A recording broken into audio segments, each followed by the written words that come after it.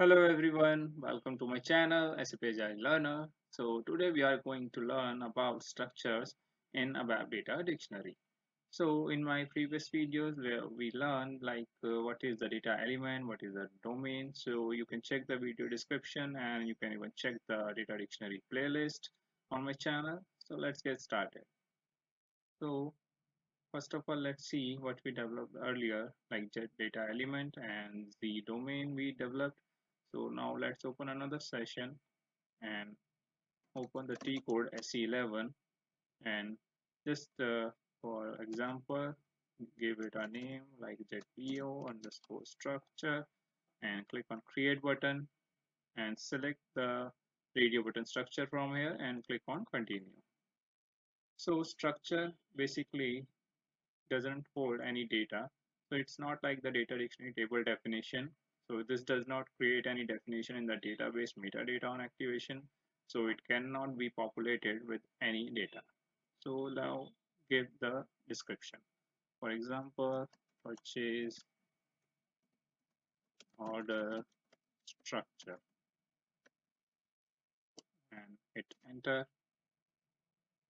So for now, just give a fair name like jet name and give the typing method as types, and we can pass the data element that we created earlier. So you can copy it from here and directly pass it here and hit enter. So as soon as you hit enter, you will be able to see data type char 30, which we provided earlier here using this domain.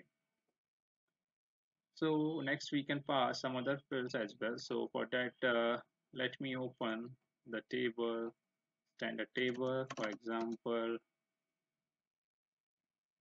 EKPO. From there, we will be picking some standard fields name that we can pass in our structure. So for example, let's pick the EVLN, for example, field name is EVLN, data element name they have already given with the same name. So let's enter here EVLN types, and again EVLN you can pass here for the data element, and there are other fields as well, for example status. So just copy it and pass it here, sorry, not here, keep it this only. Here you can pass a status and type is, and the type is ASTAT. So just pass it here and you can click on here, enter, it will show you the value.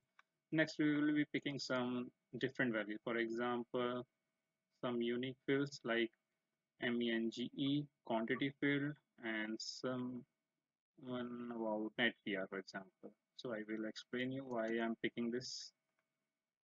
As of now, pass here meng bstmg is a data element. Next we can pick this NetPR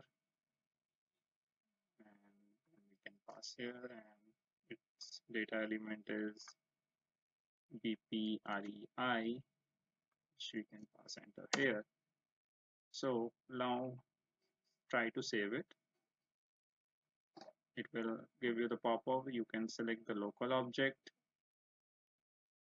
So now let's try to activate whether we are able to activate or not. For example, before that we can even check it. If you don't want to activate directly, just click on check.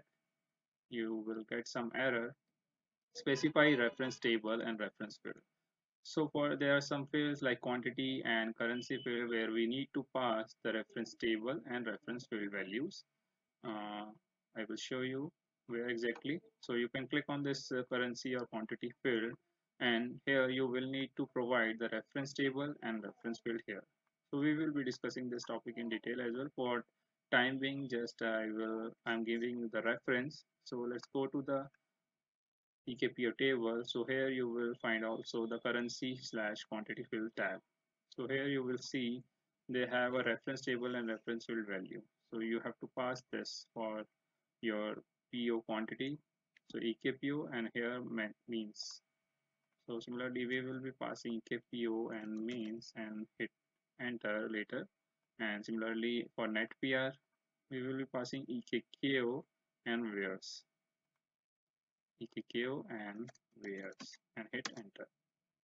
So now it will be activated successfully. So now let's try again, save it, try it, check. Combination does not exist. Okay, let's select again this tab and okay, it was EKQ. Okay, give it EKQ and hit enter. Save it. Come to component tab again, try to save it and check again, or you can do Control F2 as well. So now there is no error, there is only warning that you can ignore for time being, and then you can try for activate. So you can, yeah, you can ignore this as of now. We can activate this. So yeah, do you want to display the activation log? No. So it will activate the structure. So your structure is ready for use, that you can use further in your report programs or somewhere in your ABAP report or module pool or any application, ABAP application. So that's it, guys, for the structure in the ABAP data dictionary that we talked about. We passed the standard fields here, we passed the custom fields even here using the custom data element that we created earlier. So I hope you like this video. Please like, share, subscribe. Thank you.